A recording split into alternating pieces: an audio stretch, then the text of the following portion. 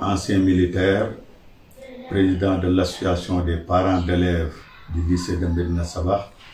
et mandataire de Bokk Gis Gis, représenté ici dans la commune de Médina Sabakh par Sokhna Sène Sow alias Ndeye Sow. waaye ci ay tënk rek lañ koy indi ndax bu ñu waxee Sokhna Sène Sow nit ñi ñu ko gën a xamee ci Ndeye Sow mooy kan dañuy wax ne Médina Sabakh la dëkk doomu Médina Sabakh la yaroo fi màggee fi tekkee fi dëkk Médina Sabakh doon d'abord baykat bu mag nit ñi xam ko ci wàllu woowu waaye mu am ay ndombo tànk yoo xam ne ni topp na ci wàllu baykatam boobu nga xam ne ci la ko ay waajuram nampatal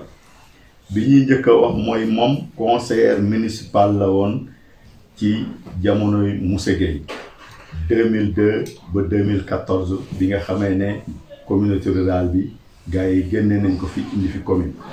mu doon conseiller municipal 2014 boobu ba léegi nii ànd ci ak le maire Ousmane Gueye mu doon aussi conseiller départemental ci conseil départemental nekkoon fa ak monsieur Malaw Sow ba pare nekk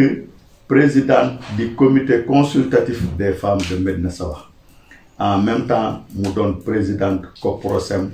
depuis 2011 Coprosem mooy la coopérative des producteurs de semences de la commune de Médina Sabakh grosso modo ci ay tënk kooku mooy Ndeye Sokhna Sène Sow ba pare doon actuellement candidate à la mairie de Médina Sabakh pour les élections de 2022. damay wax maanaam réalisation damay wax ne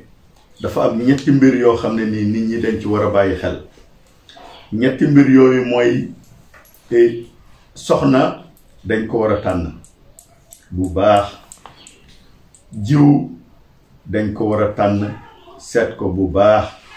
waaye nag rawatina njiit ci suma gis-gis ak suma dégg-dégg bu gàtt dama ne am na ñaari critères yoo xam ne nii dafa bokk ci li nga xam ne moom la ñuy tànnee njiit mooy lan premièrement mooy moom bi muy soxla baatu askan wi pour ñu jiite ko lan ak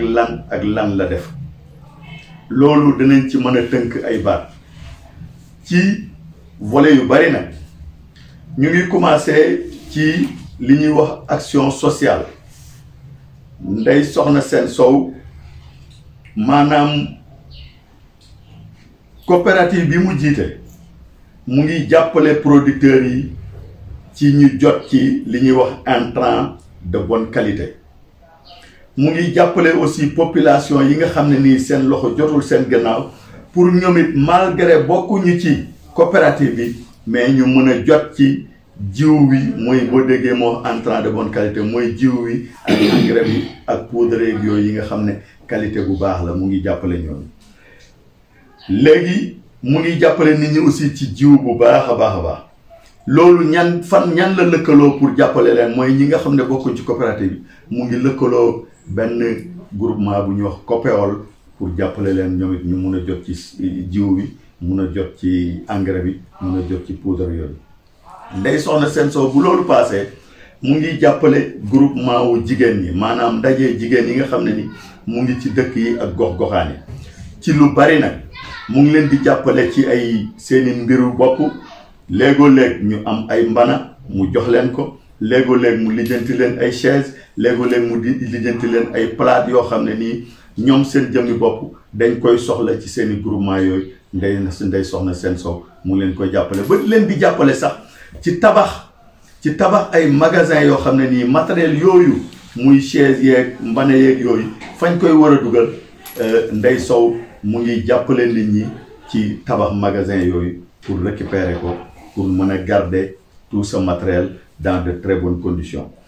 loolu bu weesoo mu ngi jàppale producteurs yi pour que ñu mun a bindu ci li ñuy wax mutuelle de santé mu ngi soññi producteurs yi ci mutuelle de santé boobu nga ñu wax la yombal paj mi ndey mu ngi jàppale producteurs yi nga xam ne ñu ngi bokk ci groupement boobu coopérative boobu pour ñu mun a accéder ci yombal paj moomu. bi loolu passé fii ci suñu koñ ñun dañ koy wax jërëjëf ndax ñun de jooyuñu làmp yuy tàkk ndax mbedd yëpp Ndeye Sow moo jënd ampoule jënd fil identifier koñ bi yëpp kër yëpp mu defaral leen ampoule defaral leen fil dëgg la gaa ñun ñoo ko waroon def waaye bu ñëwee ba mun ñu ko defal bon dem ci sant yàlla di ko ci gërëm ci loolu bon éclairage public bi Ndeye mu ci participer à sa manière mais selon aussi ses moyens. léegi ñu jógee foofu ñu dugg ci ndimbal bi nga xam ne nii ñu ngi yoon ci social ba léegi ñu dugg ci ndimbal bi nga xam ne nii defal na ko jamono yee passé ngelaw lu garaaw dafi jaaroon lu mel ni Kër Katib Jama lu mel ni Xupa lu mel ni Aynumaan ba daaneel fa ay néeg def fa ay seen jumaa jëm jàkka jamu daaneel ko yooyu yëpp population yooyu Ndeye kenn ku nekk am na lu mu teg ci sa loxo masawoo la ko coono pour nga dimbale ko seen jàkka yi mu defaraat ko loolu aussi yaakaar naa ne lu am solo la am na ci gox-goxaat yi nga xam ne Ndeye mu ngi koy def.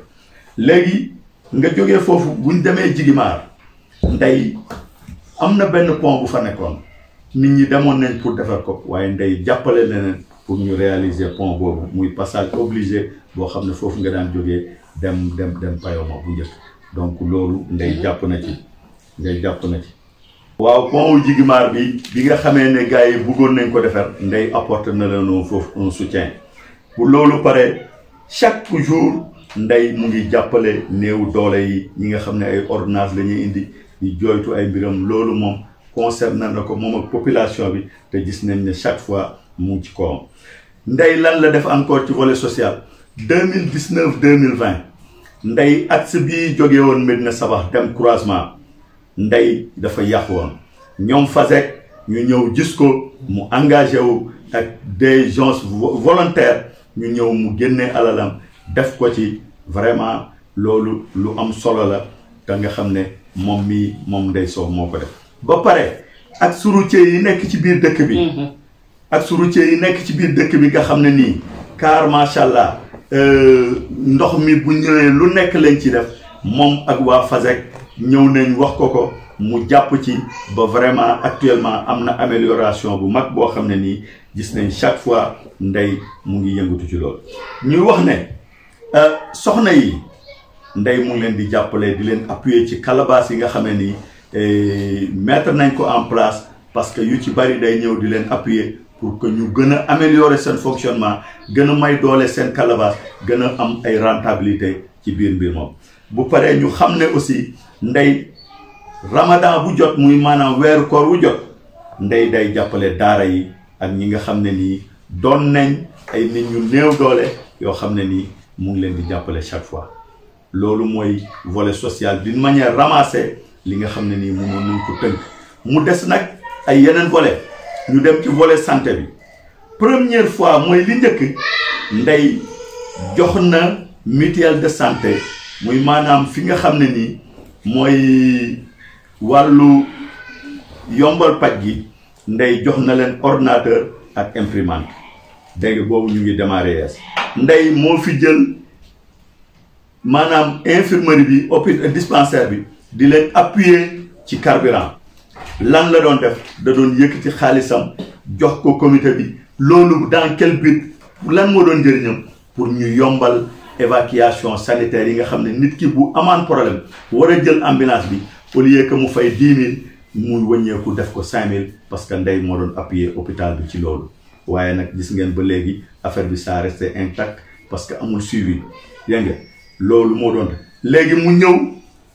appuyer matériel médical ci poste de santé bi maanaam matériel bi nga xam ne nii waa poste de santé dañ koy soxla te nekku fi wa bi ci gën a ëpp solo muy alhamdulillahi rabbil alamin échographe bii nga xam ne nii suñu soxna yi suñu sœur yi suñu jarbaat yi suñu sët yi chaque fois dañ daan tuñ di dem Nioro di fa ami problème di fa fanaan di def don de sang ci yooyu di leen màtt te yenn saa yi ñu yendu fa añ fa ngoon ñu ne leen jotu leen seen rang bi da ngeen di delluwaat am na ñoo xam ne 2 jours lañ fay def léegi ñu amoon benn comité bu doon tabax miiru cimetière yi bi ñu paree la ñu dese woon ñu doon def ket ba ñëwee ba ci ndey wax ko daf ne dem leen ngeen nelaw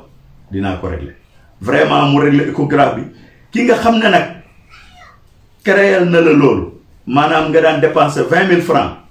pour sa jabar dem Nioro mu ñëw indi la si ba sa buntu kër jox la maanaam 4 000 francs ne la moom ngay fay kooku ndey dimbale na góor ñi ci ñuq ci seeni poos waaye nag aussi dimbale na jigéen ñi ci coono bu ñu daan teg Nioro bon nag foofu dama naan ndey gàcce ngalaama parce que yow car macha allah nekkatoo jigéen buy am doom sa doom la même chose sa rakk la même chose waaye population Médina sax yëpp nga ko booleel defal ko population waxuma léegi sax ba Nioro ñu ngi ñëw parce que temps yi foofu dañu amoon ay problème waaw car macha allah jigéen ñi aussi nekk ci dispensaire ñu ngi leen di jaaramal parce que ñu ngi abattre un travail colossal te yokkuwuñ delluwuñ ginnaaw bi loolu échographe boobu dafa ànd ak matériel imprimante bu cher la àndal parce que bu njëkk dañu yaakaaroon ne à clé dinañ ko mën a liggéeyee waaye mu indi problème te mu indi ay lenteur ñu def tout ba ajouter ci une imprimante spéciale pour l'échographe dolli ci ay matelas yoo xam ne nii car macha allah matelas yu mucc ayib la indi ci ay lal d'hospitalisation des lits d'hospitalisation nga xam ne nit ki buñ ko waree garder foofu ci hôpital bi fa lay fanaan ba pare boole ci lalu consultation muy lal bi nga xam ne moom la docteur bi tëral malade bi di ko xool feebaram nan la mën a toll mu indi ci loolu vraiment mënuñu wax lu dul gàcce ngalaama ci côté boobu jeexul nag mais ñu débrouiller benn xaritam dolli ci maanaam un couvert quand je dis couvert nag su ma waxee couvert nag mooy lu dem ci wàllu ndekki ay kopp ay kaas ay fourchette ay kuddu nga xam ne léegi malade bi bu ñëwatee amul fenn fu muy dem di abbi di ko sànni wala ñu pare ñu naan ko delloo ko defal nii defal naa loolu vraiment ñu ngi ko ci njaaramal di ko ci gërëmal te léegi nag taalibe yi aussi seen ordonnance taalibe yu bëri ndey moo res seen ordonnance ci dëkk bi donc loolu aussi duñ ko ñàkk a mën a tudd ak ñi nga xam ne nii ay néew ju doole leen ñu ñëw fii donc côté santé d'une manière ramassée dañ koy tënk noonu rek waaye mun na am mu des yeneen yoo xam ne nii man maîtriser wu ma ko moo tax ma ne naa ci yem foofu léegi bu ñu demee ci wàllu sport xëy na am na ñuy bàkkoo ne ñoom ñooy def fii ay parrainage ñooy def fii nangam mais li ci gën a xam tuuti rek mooy grâce à Ndeye la création des zones de Pakala la création des zones de Santhiou Madiabou et Kër Katim Diama Ndeye moo tax zone yooyu ñu créé leen parce que bu sew moo ñëw fii explique ko affaire boobu Amadou Gueye waroon na fi teew mu témoigner loolu mu yëkkati xaalisam jox ko Amadou Gueye dem créer toutes ces zones donc bu ñu nekkee tey des zones au côté sport c'est grâce à Ndeye Sow moom doon na mareenu finalu Kër Katim Diama doon na mareenu finalu Santhiou Madiabou édition 2021 bii waaw te day appuyer l'ASC Escale bi nekk fii ci koñ bi Ndeye mooy seen marraine moo leen di appuyer lépp lu ñu am ci moom la jógee bon nag gàcce ngaalaama waa Escale maire équipe bi ne ne ñu ngi lay ñaanal yàlla nga yàgg fi te wér te li ngay man gën a yokk ñu dem nag ci wàllu diine ji ak li nga xam ne mooy maanaam këru diine yi bu ma waxee loolu nag mooy maanaam fi ñu jullee wala fi ñu jàngi alxuraan bi loolu pare Ndeye dafa ñëw di jàppale daara yi wax naa ko di jàppale mosquée yi ci ay basan ay nat maanaam ay moquette ak affaire yooyu bu ñëwee ci benn par benn yi ñu njëkkee fii nga xam ne fi lañ dëkkee muy sanc bi jumaawu sanc bi grille de protection yooyu Ndeye moo ko financièrement entièrement financé par Ndeye Sow pour ñu réaliser ces grilles de protection maanaam baaro yooyu nga xam ne moo nekk foofu Ndeye moo ko fa def dégg nga ñëw ci jumaa ji nga xam ne nii mooy jumaa ju mag gi noonu lañ ko mën a tuddee jumaa ju mag gi parce que moo mag gi waaw comme noonu lañ ko mën a tuddee bañ ko tabaxee ba ñu pare ñu nekkoon ci phase finition lan moo koy raax ñuy def ay ket ñu ñëw wax ko fii Ndeye Sow mu ne ñu dem leen toog ajjuma la compté xaalis bu takku woo Moussa Sall moo Cheikh Diallo ñu yóbbu ko ci jumaa ja joxe ko fa yaakaar naa ne peinture nañ ko ba mu pare ba ñu dese weccet sax car macha allah ñëpp kontaan ñaanal ko dégg nga loolu pare mu ñëw ci culte yi lieu de culte yi boo déggee mu wax moom laa waxoon culte cimetière yi maanaam armeelu Médina Sabakh ndey yàgg na armeel benn paa daanu mu woo Paa Gumba Njaay mii nga xam ne moom la jàkkaarlool kër jox ko ciment jox ko ay briques ñu roñee fii ay briques yóbbu ko tabax ko mu fay ko tabax te kenn déggu ko ba récemment bi nga xam ne groupe bii nga xam ne ñoom ñooy FASEG ak booy takku yu déterminé wu engagé wu nekkoon ci dëkk bi xool cimetière yi maanaam armeel yi ni mu meloon ñu ne nañ ko fas yéene tabaxaat ko joxaat ko beneen jëmm joxaat ko beneen mbir ci la booy yi ñëw wax ko car macha allah mu def ci participation bi nga xam ne amul kenn kuy yeewoo ci Médina Sabakh ku def participation bu toll noonu bon léegi ñu ngi lay ñaanal kër googu mooy këru dëgg comme mooy këru dëgg nag yal na yàlla wan la dëgg bay wan nit ñi dëgg ba ñëpp gis dëgg jàpp dëgg nga xam ne boobaa dëgg rek la ñuy jëfee. léegi nag maa ngi doon wax benn ngelaw bu fi jaaroon rasé xawoon fi ay kër ak ay affaire yooyu ay xuppaax ak affaire yooyu ca la ndey defaraatee jàkkee xuppaax ja ñoom xam nañ loolu ndey moo leen ko defaraatal léegi bi ñëwee mu jàppale aussi jumaawu Jigmaar bi à 2 reprises benn ba dañoo ñëw mu yëkkati xaalis bu duun jox leen ne nañ dañoo tiit sax keroog bañ ko joxee récemment aussi ñëwaat nañ fi mu joxal leen xaalis bu duun ñu def ko ci bon nga xam ne loolu mu ngi jàppale place yi nga xam ne nii fa la ñuy jaamoo yàlla loolu mooy les lieux de culte ba pare parce que am de laay récemment seen jumaa ja ñun ñii la yónni woon ñu dem fa vraiment yóbbu fa car macha allah loo xam ne nii mun nañ wax ne buñ ko jëfee seen jumaa ja dana am beneen maxaama boo xam ne nii lu rafetal rek lañ ko jubee ñu di ko ci njaamaana waa parce que am de laay ndey ñu ne ñu ngi lay sargal di la gërëm di la ñaanal yàlla waaw te bokkul ak képp ku xewale gàmmo wala nga xewle fii màggal wala nga xewle fii mbiru diina boo ñëwee wax ko ndey mu yëkkati as tuutam jox la loolu moom ñëpp bàkkee nañ ko waaw am na benn dëkk boo xam ne nii yaakaar naa njaañeen la oustaz ba dafa toog xale mi jàngatuñ lu taxoon jànguñu parce que dafa am panneau solaire yu mu daan jàngloo xale yi fajar ak guddi batterie ba yàqu installation yi am problème ñu ñëw wax ko ndey na leen suba ne ñëw ma régler leen ko ci suba ga leen ñëw indil ko devis bi mu régler leen ko bon waa njaañeen bu seen daara ji di fonctionnel ba léegi c'est grâce à elle ngàcce gaalaama yal na la yàlla fay ci jëf jooju ngay def léegi nag ñu ñëw ci ali kalaj gi nga xam ne damay wax ne ñaar yii ñoo tënk dund bi santé maanaam wér-gu-yaram ak njàng ali kalaj gi nag mooy njàng mi ndey balaa daray xew dafa njëkk a doté le lycée de Médina Sabakh xam naa temps yooyu CM la woon 3 ordinateurs ak 3 imprimantes jógee fa joxe benn ordinateur portable à poste créé ñu ne déetawaay mu jënd case des tout petits bi moom mooy doté seen chaise yu ndaw yooyu xale yi toog ndey moo ko réaliser moo leen ko jox dégg nga ñu ne déet mu def li nga xam ne nii bu amuloon lycée Médina Sabakh du doon centre d'examen parce que IA dafa ñëw ne tant que la sécurité du lycée n'est pas assurée le lycée ne sera pas un centre d'examen ci lay li ci xewoon ñii dugg fii génn fële ba affaire bi échec ndey jël mbir mi tabax ko à un coût colossal par l'appui de Coprosen vraiment ñu ngi leen di jaaraamal yow ak waa Coprosen yal na yàlla gën a dëgëral seen ànd bi gën leen fay jaayi Seydina Muhammad sallallahu alayhi wa sallam loolu nag kuy borom maanaam wayjur élève yor nga njukkal Ndey Sow ci loolu mu jógee fa di jàppale les étudiants Ngayeen ak Médina Sabakh ci ay ticket restaurant boobu duwul léegi li nga xam ne nii mooy lu teew li te man bu yeboo ma wax ne ci loolu laa basé wu pour dugg sax pour jàppale ndey ci li muy def mooy ne examen yi jublu si faaw ngelaw lu garaaw lu fi jaaroon muy examen ren yii ngelaw li xeddi fa juróom-ñaari classe proviseur ak man ñu ñëw def état des lieux def constat dem wax ko sous-préfet mu ne ñu dem leen ki nga xam ne nii moo yor alalu askan wi ngeen wax ko ba ñu demee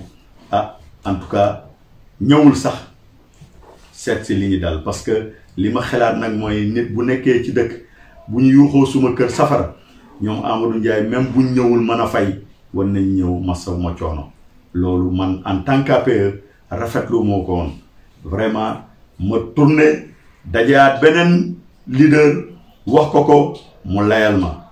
léegi nag maa ñëw toog rus wax ko ndey parce que dama ne lumu rek warul doon ndey moom mooy régler affaire yi léegi ci la ko suma benn booy dem souffler situation bi xamal ko ne ko école ba kat lii moo fa xew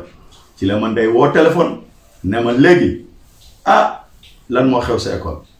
ma ne ko lii te yaa ñëw na ne buñ ko defarul examen yi dañ koy déplacer à Nioro wala à Poste Crève ci la ma wax ne ma loolu gàcce la ana ñi yëlif dëkk bi ma ne ko wax naa leen mu ne ma aboo ma ne mu ne ma loolu gàcce la ak Médina Sabakh li mu régorgé maanaam li mu am ci ay nit ñu capable pour war a def loolu gàcce la pour ñuy déplacer examen yi Poste Crève wala Nioro ci la ma woo daajkat woo ko ñu ñëw dem ci Cheikh mu jox ñi lépp luy matuwaay buñ ci war a def ñu utiliser ko def ko daaj ko ba ñu kocc kororot ma woowaat inspecteur ne ko mu ne ma ne ko dellu si waatal Médina Sabakh mu ne président ma ne ko ñëwaatal yow yaa ñëwoon wax ñi nangam mais ñëwaatal parce que am na lu xew ba mu ñëwee nag ci la xool affaire yi yëpp normal mu ne président kan moo def lii ma ne ko jigéen ju ma man du ma wax jigéen ju man góor parce que xaw ma yeneen góor yi fu ñu toll waaye dama ne ko jigéen ju ma man mu ne ma kii lu muy def ma ne ko ci wàllu social lay yëngatu ci wàllu développement lay yëngatu mais nag aussi day def politique moom moom ne kii de ku jar a jàppale la parce que ku bëgg askanam la loolu mu des suma bopp bi ba école bi mu ubbee nii ci vacances yi ji ren ji ñu am ay problème table banc on est parti voir une autorité mu ne ñi dem leen nelaw y a 300 tables bancs qui vont arriver sous peu ba léegi nii école ubbi na mais ba léegi nii gisaguñu dara Ndeye Sow nous a donné une somme assez importante jox ko Cheikh Diallo mu indi ko parce que bu ma ko joxee man en tant qu'APE dañuy wax ne politique la mais Cheikh Diallo la ko wax parce que man laajum waxuma sax Ndeye problème table banc proviseur yi ñëw ziare si ko rek jaale ko expliquer ko mu ne ko amul problème jox Cheikh Diallo somme bu baax ci lañ mën a démarrer régler ci minimum 72 table banc nga xam ne élèves yi dañ daan toog par 4 di toog par 3 léegi alhamdulilah rabbil alamin tuuti ci élèves ñoo ciy toog par 3 mais ñëpp léegi macha allah par 2 la ñuy def te nga xam ne loolu grâce à Ndeye Sow moo décanté situation boobu. ñu ñëw nag ci li nga xam ne mooy mujj muy l'appui des étudiants récemment à Dakar nga xam ne ils ont été déguerpis par la promiscuité ou bien par non paiement de trucs xaw ma le motif principal mais je sais que génnee nañ fañ nekkoon te gune ku ko jàppale yàlla nga jàppale gune jàng xam-xam ut xam-xam moo leen yóbbu Dakar ñu toog nara wala kaana nara tumuranke Ndeye ne leen dem leen ngeen seet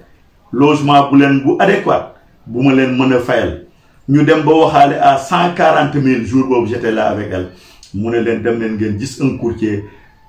waxtaan ak moom ñu waxtaan ak moom ba ñu discuter mu yëkkati 500 000 francs yoon jox ko doomam ne ko yóbbul ko étudiants yi loolu képp kuy way juru étudiant wala képp kuy magu étudiant wala képp kuy niyaayu étudiant war nga doolee njukkal Ndeye Sow moom wax rawati nag étudiants yooyu nga xam ne nii Ndeye moo leen defal loolu bon nag Ndeye yaa ngi defal askan wi waaye yal na yàlla fay la yal na yàlla fay la yàlla fay la léegi nag bi ñu paree loolu ñu ñëw ci li nga xam ne nii moo tënkoon nit ñi jamono yi yëpp muy Covid bi Ndeye dafa am taxawaay bu mucc ayib bu mu ci taaw bu ñu jàllee rek waxuñu loolu dana am ñu gisut seen bopp ci li Ndeye def waaye damay wax ne Covid bi d'abord bi nga xam ne comité local bi ñëw nañ def réunion ñu xool li ñu indi woon ci laaf meek ay buywaar ak affaire yooyu mënuloon daj sax biir Médina Sabakh Ndeye moo jël otoom ànd ak man ak Cheikh Diallo ak keneen ñu dem ba fañ koy jëndee ñu jënd xaalis bu bari la déboursé ñu jënd ba nga xam ne bu ñëwee pour distribuer ko 58 villages yëpp jàkka yi danañ am dajeekaay yi danañ am marché yi danañ am waxuma laa biir Médina Sabakh parce que da ngay dem biir Médina Sabakh jàkka ju ne lave-mains dugg na fa ñun suñu quartier bi car macha allah toutes les maisons ont été dotées de lave-mains c'est grâce à Ndeye Sow ni mu ko defalee quartier bi noonu la ko defalee nag tous les producteurs yu bokk ci Coprocel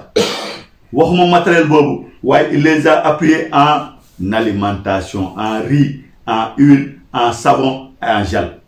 loolu tous les producteurs bénéficient nañ ci loolu mu yëkkati xaalis bu takku jox ko le comité local bi nga xam ne nii sous-préfet moo ko jiite jour boobu bi mu koy jox xaalis boobu man personnellement ci lañ ma jël témoin ma teewee loolu donc ñu gis ne Ndeye mu ngi dimbale guddeeg bëccëg doomu aadama yi guddeeg bëccëg li ko tax a jóg mooy jàppale askan wi guddeeg bëccëg li ko tax a jóg mooy askan wi moom seen bopp bañ a nekkati ci li nga xam ne nii mooy dañ leen di nax nañu fexe nag ba jamono ngi ñëw muy élection ñu nekk ci wut boobu moom ñu ngi wax ne képp koo xam ne nii yow gis nga sa bopp ci lii Ndeye tàllal na la loxo même boo ci gisul sa bopp xëy na li ñuy wax ne xalangu dajul suuf waaye dañu bëgg ngeen jàppale Ndeye ndax koo xam ne nii li mu yor lu tuuti la yorul alalu askan wi waaye nit ñi ñu ngi ciy gis seen bopp vraiment damay wax ne kuy raam di la yóbbuwaale bis bu amee avion du la fa bàyyi nit ñi nañ xam loolu bis buñ joxee Ndeye suñu baat jox ko suñu alal ne ko gérer ñi ko dana ko gérer nu raw ni ñu gérer coopérative bii nga xam ne coopérative bi képp kuy producteur rek yaa ngi ciy gis sa bopp. Ndeye ku ko xam-xam ne bëgg askan wi mooy engagement te bu jëlee engagement Ndeye du ci dellu ginnaaw Ndeye ku bëgg askan wi la ku bëgg goxam la ku bëgg commune am la te bëggeewu ko lenn lu dul moom ni mu mel ak fi mu toll askan wi mel noonu toll foofu moo tax may wax ci problème mu lycée boobu ñu doon wax problème coow loolu dafa amoon sécurisation bu ñu doon demandé muy maanaam foog ñu clôturer mur bi pour fas yi buñ fa duggati mbaam yi buñ fa duggati xaj yi buñ fa duggati période examen ñu toog sécuriser ko benn buntu nekk fa ay gendarme nekk fa nga xam ne bu boobaa document yi nga xam ne nii moom la gune yi defee seen examen dana ànd ak sécurité loolu la ñuy wax sécurisation des lieux moo tax Ndeye ñëw clôturer école bi def ci xaalis bu mucc ayib bu bëri car macha allah moo tax ma ne képp kuy way juru ndongo man may président AP waaye dama ne képp kuy way juru ndongo depuis ba mu miiree clôture ba léegi boo joxul Ndeye dara war nga am sawxu ne kii war naa ko mun a jàppale pour mu jot ci lii nga xam ne nii mu ngi koy yóotu comme nag dafa doon koo xam ne nii jigéen la département Nioro moom rek moo ci candidat bu jigéen léegi nag mu ngi tàllal loxo yéen soxna yi di leen wax ne leen lii muy xëccu yéen soxna yi jiitu leen ci jàppale ko ñëw wan ko ne ko ñun suñ moromu jigéen la ñuy fal parce que góor ñi falu ne waaye man mii de buñ ma falee yenn fale yi su ma li may njëkk a xalaat mooy takk ñaareel bu am mën a togg nuñ ko yor ginaar waaw góor ñi falu nañ faluwaat nañ gisuñ changement te jigéen nag damay wax ne dafa bëgg ndam dafay bëgg ku ko ne jërëjëf dafay bëgg ku ko ne waaw yow waaw góor yow la li jigéen gën a bañ mooy ku ko ne cap ku ko ne gaddi looloo tax coopérative yi nekk ci département Nioro yëpp tëj ne te ay góor a leen yor ba mu des bi jigéen yor muy bu Ndeye Sow loolu mooy tax ne ñun nañ fas yéene jox Ndeye Sow mairie bi pour que ñëpp mën ci gis seen bopp comme moom lii la doon yor coopérative nga xam ne tuuti ci askan wi ñoo ko yoroon dénk ko mu def ci ba ñëpp di ci gis seen bopp vraiment buñ ko dénkee mairie bi am nañ yaakaar ne ñëpp dinañ ci gis seen bopp te loolu la ñuy ñaan bon nag maa ngi wax ne soxna yi boo leen bëggee seen coono jeex surtout yéen waa groupement yi ne leen bisu 23 janvier vive Ndeye Sow te mu fekk mu jaaree ci yéen billahi bu boobaa doo leen ko rëccu parce que yéen soxna yi ko fal dana leen jàppale goo xam ne nii di ngeen wax ne suñu yëgoon teel ci dugg moo tax loolu daal mooy li nga xam ne nii maa ngi koy lancé di lancer appel soxna yi di lancer appel ndaw ñi di lancer appel góor ñi que Ndeye Sow ñun moom lañ yoreen njukkal donc nañ ko fay njukkal mooy bisu 23 bi ñu sànnil ko woteel ko yàlla def mu gagné incha allahu rabbi ñu ngi ñaan loolu yàlla na ko yàlla def ci barke Rasulullah sallallahu alayhi wa sallam bu nekkee ne kàddu yi nag am na dëng-dëng maa ngi koy jéggulu ci képp koo xam ne touché na ko wala parole vulgaire la yu ko laal maa ngi koy jéggulu parce que loolu du loon porté bi c'était apporter woon population bi li nga xam ne nii suñu candidat ñun moom la def léegi nag ki def loolu te yorul dara bis bu yoree askan wi lan la war a def lan la war a def point d'interrogation mais dinaa ci wax tuuti muy maanaam dana doon élu boo xam ne nii dana gën a jege askanam du fi ñëw di fi tayle mairie bi di ko jox keneen parce que moom yootul beneen poste bu mu war a dem liggéey lu dul poste fii Médina Sawal rek ku ñëw fekk ko këram soit nga fekk ko muy xolli gàtt wala nga fekk ko muy toog wala nga fekk ko bureau kooku mooy ki nga xam ne nii mooy ki gën a jege askan yi jamono ji sax yàgg na da daan wax ne ku ñëw suma kër di ma laajte ngeen ne ko maa ngi nelaw baalu ma leen ko donc kooku du doon ba élire ñu élire ko muy nëbbutu askan wi loolu déedéet lan moo ci topp ni mu doon def ci yoon yi yoonu Médina Sawal bii moo ci taxawoon bon war na mën a buñ ko élire mu taxaw ci yeneen yoon ba ay piste ñu réaliser ko fii au niveau de la commune et au niveau des villages loolu moom dëkk boo dem ay kamba fa nekk ñëpp a ngi koy jooy waaye loolu soobee yàlla loolu buñ ko élire ñu xam ne loolu seen rongo yooyu wees na et je sais que y aura aussi l'emploi et l'employabilité des jeunes maa ngi ko doon wax benn jour dama ne xale yi lu ñu leen mun a jox ci financement s'ils sont pas formés financement ba du dem parce que il faut nit ki nga jàngal ko gestion il faut nit ki nga defal ko yenn formation pour que ëllëg bis boo ko financé mu mën a demal boppam demal liggéeyal boppam waaye sans formation il y aura jamais de développement donc loolu mooy li nga xam ne nii ak yeneen yoo xam ne nii dañ ko denc ci biir parce que li duuf xajul ci cin li bon ñu bàyyee ko noonu askan wi à vous de choisir votre candidat c'est la nôtre c'est madame Soxna Sène Sow alias Ndeye Sow vive bokk gis-gis ca kanam Ndeye Sow ca kanam alhamdulillahi rabbil alamin